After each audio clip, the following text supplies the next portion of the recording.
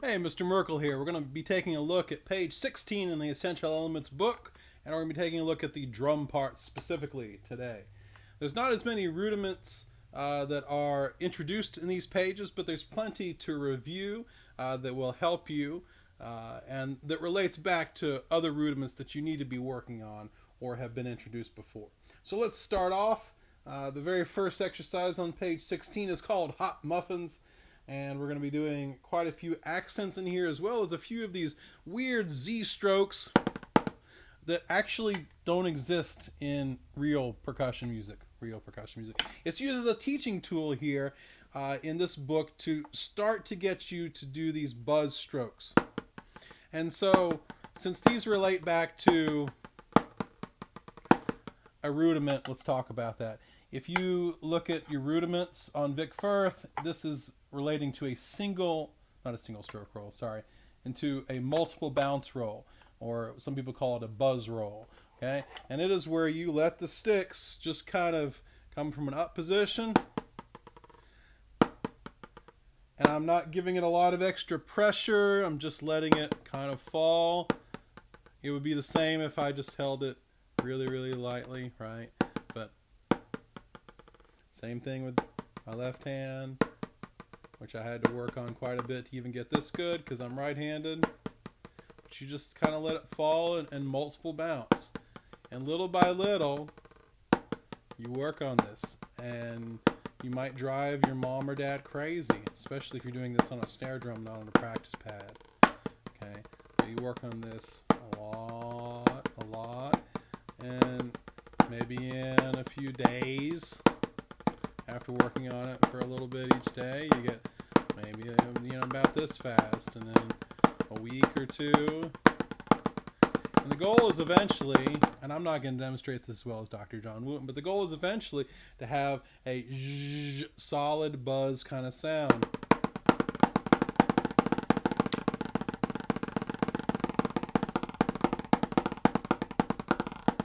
Right? And to get as constant a sound as possible. So we're starting to work on how that feels. And then there's also a more controlled version of that called a double stroke.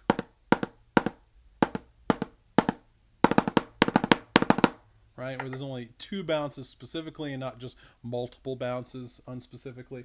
But we're starting to work on that by these Z strokes that you see. Right? Later on you'll see Z's for buzz rolls, but these are just, you just kind of let it do its thing. But it's a lot slower than your eventual buzz roll strokes will be. All right, here we go. Hot Muffins. 1, 2, ready, go. 1, 2, 3, take, 4, take. 1, 2, 3, take, 4, take. 1, take, 2, take, 3, take, 4, take. 1, 2, 3, take, 4. I counted that in 4, didn't I? I played the right rhythm. Do it again. It's counted in 2. Now, you see how high I'm doing the accents here? If I was playing this on an actual snare drum, I'd probably have to tone that down a little bit. That might drown out the entire band and not sound all that great in a concert band setting. But on my practice pad, to work on that full extension is just fine. And if you need to tone it down a little bit later, it's better to have worked on the full extension and bring it down than to work on being timid and have to bring it up. So here we go. 73 again. 1, 2, and 2. Go. 1, 2. 1 take, 2 take, 1 2. 1 take, 2 take, 1 take, 2 take, 1 take, 2 take, 1 2, 1 take, 2. All right. Very cool. Next, number 74. We've got more of the same. Accents, those buzz strokes. Let's do it. Here we go. There's a repeat, so we're going to play the first 4 measures twice. 1, 2, ready, go. 1, 2, 3, 4. 1 take, 2, 3, 4. 1, 2, 3, 4. 1 take, 2, 3, 4. 1, 2, 3, 4. 1 take, 2, 3, 4. 1, 2, 3, 4. 1 take, 2, 3, 4. 1, 2 take, 3, 4. 1, 2, 3. All right, so I hit the rim at one of those buzz strokes, but like I said, you won't eventually just do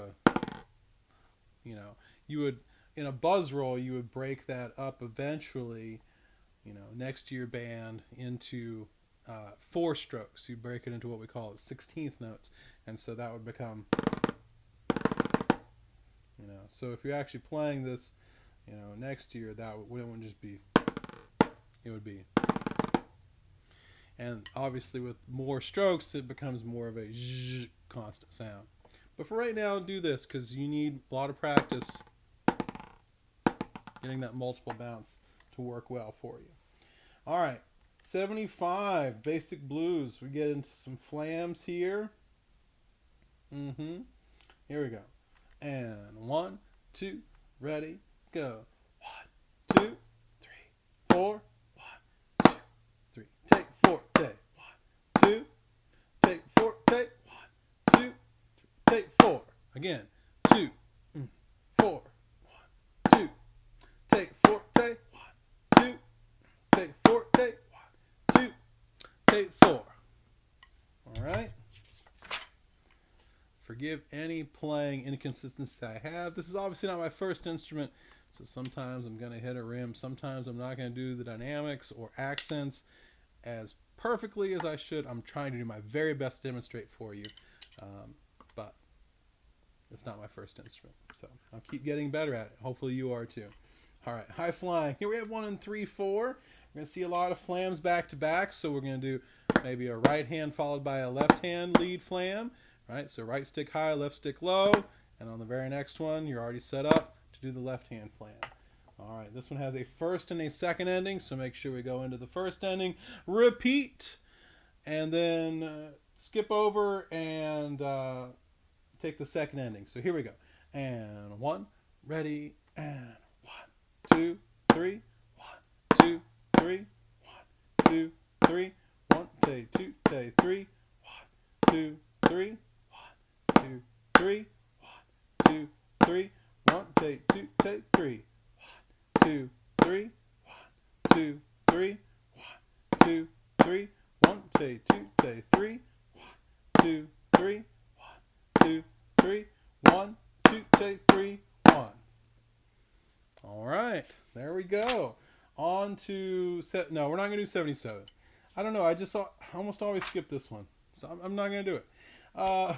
78, Up on a Housetop. We've done this one because we played this, worked on this for the Christmas concert. So I think you guys know this one pretty well, but let's go over it real quick. So I'm not going to spend a lot of time dissecting because we've done it before. Here we go. 1, 2, ready, and 1, 2, 3, 4. 1, 2, 3, take 4, take 1, 2, 4, 1, 2, take 4, take 1, 2, 3, 4, 1, 2, 3, take 4, take 1, 2, 3, 4, 1, 2, 3, 1, 2, 3, 4, 1, 2, take 3, 4, take 1, 2, 3, 1, 2, take 3, 4, 1, 2, 3, 4, 1, 2, 3, take 4, take 1, 2, 3, 4. 2, 3. All right, very good. Now, Jolly Old Saint Nick. This one has, again, more of those short buzz strokes. Right? So, again, those aren't really things you play much past beginning band, but it's a good start to get you feeling the multiple bounce roll. So, here we go. Jolly Old Saint Nick, first and second ending as well on this one. 1, 2, ready, go. 1, take, take 1, take 2, take 1, take, take, take 3, 1, take, take 1, take 2, take, take 2, take 1, take, repeat. 1, take, take 1, take 2, take 1, take, take, take 2, take 1, take, take 1, take 2, take, take 2, take 1, take 2. All right, I think at one point I said 3 in there, but I played everything correctly. Hopefully you got that rhythm on there and got the bounce strokes going on in there. And that's it for page 16. Isn't it? Actually, I even went into page 17 without realizing it. How many more exercises do I have on page 17? I don't know, not too many more. Let's go ahead and knock it out while we're here, right? All right, so exercise number 80. Here we have lots of accents and lots of eighth notes. So let's talk about sticking when it's not supposed to be some sort of rudiment. It's not supposed to be paradiddle or anything like that. Just this is a plain old exercise, and we got to figure out how are we going to stick this. Do I want to alternate on everything? Right, left, right, left, right, left, right, left, right, left, right, left. You know, do I want to do that? And that could be okay. But here's a general rule of thumb. If you have a lot of eighth notes, or a fair amount of eighth notes, if you would just think, you know, right hand maybe leading on each of the numbers and left hand on all the tays. Right? This is just a general rule. It doesn't work all the time. But if you got a section with eighth notes as your fastest note, and a lot of eighth notes and mixed up, you can always just think right hand on the numbers, left hand on the tays. Now later on when we get to the faster note like 16th notes, then it goes double, right? Now we're thinking the right hand on the numbers and on the tays, and then your left hand on those other beats that are in between there.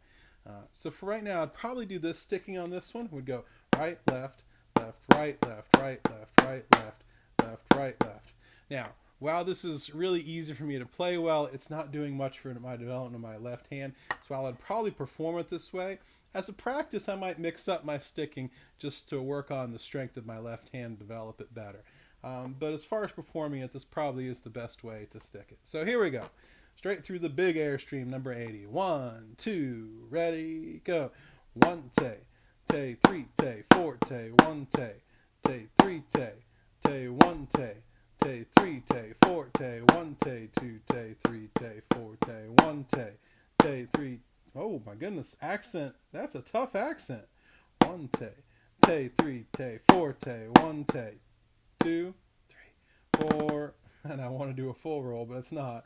1, 4, 1 tay, 2, 4, 1 tay, 1 tay, tay, 3 tay, 4. Woo, it gets tricky right in there in measure 5. And then again, like I said, I want to do more of a full roll like you do in more advanced music when you get to the quarter note. But let's try it one more time, see if I can get those accents in measure 5 for sure. A little slower. 1, 2, ready, go. 1 tay, tay, 3 tay, 4 tay, 1 tay, tay, 3 tay, tay, 1 tay, tay, 3 tay, 4 tay, 1 tay, 2 tay, 3 tay, 4 tay, 1 tay, tay, 3 tay, 4 tay, 1 tay, 2, 3, 4, 1 tay, 2, 3, 4, 1 tay, tay, 3 tay, 4. So that really helped me by slowing it down. Another reason to use your metronome is that when I practice on the things when I'm playing music, and the way I'm asked to perform mostly these days is on trumpet or on guitar for church. When I practice, I set my metronome, and there's a lot of exercises I work on that in my notes I keep track of how fast I'm playing them cleanly so I can track my progress. Not only so I have steady tempo, but also I know where I'm at, right? When a race car driver first learns to drive, they don't start out driving at 180 miles an hour when they first got their license. That didn't happen, right? I'm teaching my son to drive right now, and we're gradually getting to being able to control the car at the normal speed limit. But when we start out, he went really, really slow because that helps him control. You should be careful with how fast you go with this. Playing really, really fast with bad technique or bad sticking didn't help. So you just saw that happen to me. I said, man, I didn't play that as well as I needed to. So I slowed it down. I hope you do the same thing in your practice because it's going to pay big dividends in how good a drummer you are later. And that's going to be a lot of fun when you can play really well. All right, let's go on to number 81. Back to lots of flams here. We're in 3/4. We got some accents. We got a little bit of everything going on in this one. All right, hopefully I don't make any mistakes. Here we go. And 1, ready, go. 1, 2, 3. 1, 2, 3. 1, 2, 3. 1, 2, 3. 1, 2, 3. 1, 2, 3. 1, 2, tay, 3, tay. 1, 2, 3. 1, 2, 3. 1, 2, 3. 1, 2, three, 1, 2, 3, 1, 2, 3, 1, 2, 3, 1, 2, take 3, take 1. And so you notice that when I got to the second half, I did a better job of paying attention to dynamics. It's something that you have to learn on every instrument, is not just to play the correct rhythm or the correct notes, but to add the expression in, right? I'm being expressive in how I'm talking to you right now because I'm excited about you learning to become a better percussionist. And I want to convey that excitement about the growth that could happen as we try to make ourselves better musicians and a better band. If I said I'm so excited for how you could possibly learn to play percussion, let's take a look at exercise number 73. Isn't this the most fun you've ever had in your life? Oh, right? You don't want to do that. So you want to be expressive with this too. But it takes some work. So I realized, oh man, I didn't do the expression very well in the first half of this. So when I got to the second half, I made a real effort to try to add in the dynamics, the crescendo that was written in there. So it was more exciting to listen to and really more fun to play too. But it does take some effort. So make sure that you're not just reading on the page the correct rhythm, but you're also reading all those expressive elements, the accents and the dynamics, okay? All right, hey, we were talking about 16th notes in the last video, maybe even a little bit in this video, right? So percussionists learn these fast rhythms sooner than the other students do. So I think we've gone over these in class too, but it's probably good to have a review. So we've so far we used the Eastman counting system. So quarter notes 1, 2, 3, 4, 4 and 4, 4. Eighth notes 1 te, 2 te, 3 te, 4 te, and 16th notes 1 t teta, 2 t teta, 3 t teta, 4 t teta. Okay, and I like using that Eastman counting system because it's very clear to hear the notes. You're going to meet a lot of other people because the more common system is 1 E and a 2 E and a 3 E and a 4 E and you can tell that because of the vowels 1 E and a 2 E and a, it's not as easy to hear the rhythm. But when you go 1 T teta, 2 T teta, 3 T teta, 4 T teta, because of the way that you say those T's in there, T teta, it's very easy to hear the rhythm. Okay, so again, 16th notes, 1 T teta, 2 T teta, 3 T teta, 4 T teta. All right, so there's not a lot of flams or anything going on here. It's straight out alternating. When you have eighth notes, I would stick them right, left. When you have 16th notes, I would stick them right, left, right, left. And then for a challenge, if you want it, go back and do the whole thing again, but stick quarter notes as left, eighth notes as left, right, and 16th notes as left, right, left, right. And of course, if you're right-handed or if you're left-handed, do the opposite of that. But we tend to usually want to lead with whichever our dominant hand is. So I tend to go right, right, left, right, left, right, left, right. Okay, so hey, you know what I'm going to do just to challenge myself and you. Let's go through this piece twice, and I'll do a first time right hand lead, second time left hand lead. So here we go. First time through air time. 1, 2, ready, go. 1, 2, te, 3, te, 4 t teta. 1, 2, te, 3, te, 4 t teta. 1, 2, te, 3, te, 4 t teta. 1, 2, te, 3, te, 4 t teta. 1, 2, te, 3, te, 4 t teta. 1, 2 te, 3 te, 4 t teta. 1 te, 2 t teta, 3 te, 4 t teta. 1. All right, left hand lead. 1, 2, ready, go. 1, 2 te, 3 te, 4 t teta. 1, 2 te, 3 te, 4 t teta. 1, 2 te, 3 te, 4 t teta. 1, 2 te, 3 te, 4 t teta. 1, 2 te, 3 te, 4 t teta. 1, 2 te, 3 te, 4 t teta. 1 te, 2 t teta, 3 te, 4 t teta. 1. All right, we did it. Woo! Hey, one of the cool things about YouTube is you can actually control the speed. So if you need to, you could slow this video down. I think to as slow as a quarter. But usually half speed or 75% speed will work. So if you want to play that along with me, but that's too fast for you, just slow the video down. No problem. All right, how many exercises we got left? I think we have a couple on page 17.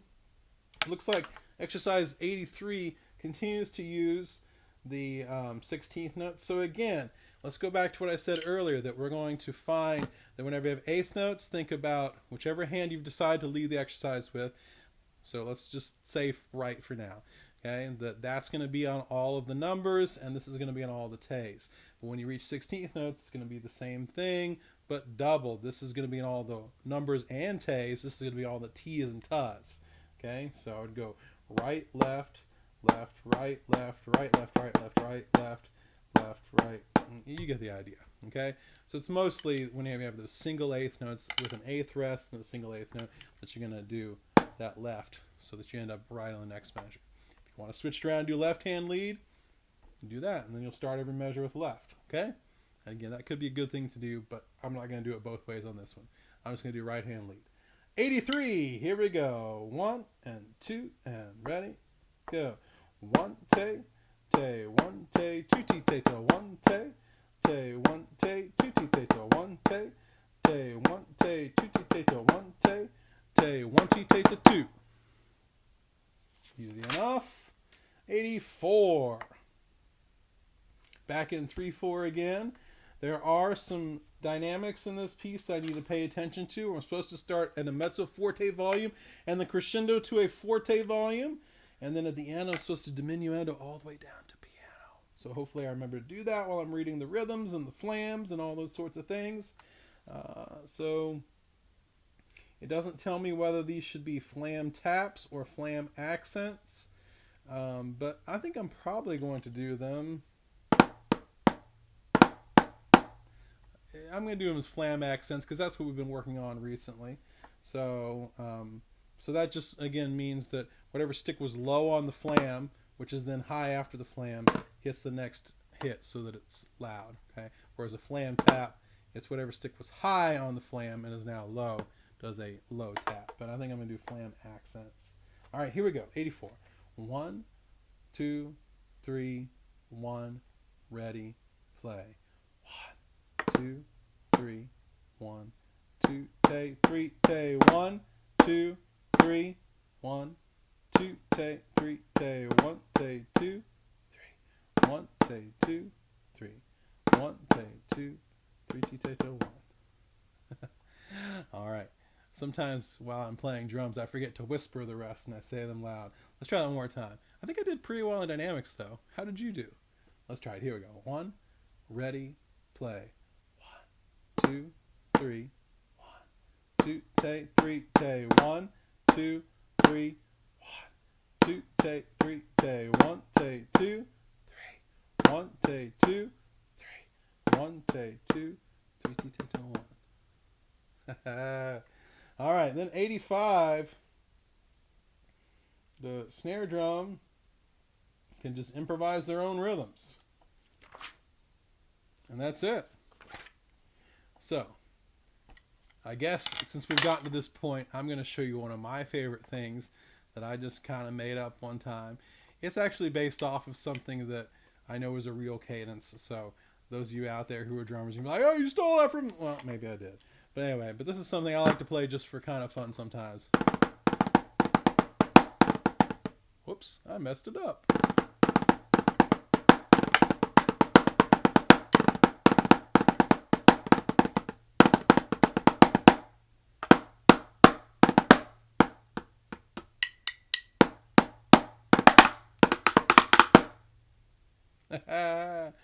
All right. So anyway, that is my improvisation. I used some double stroke rolls in there. I used some accents. Right? I used some few different things in there that we've been working on. And I probably need to practice it so I can play it more cleanly. So I'm going to go slower and try it one more time for you.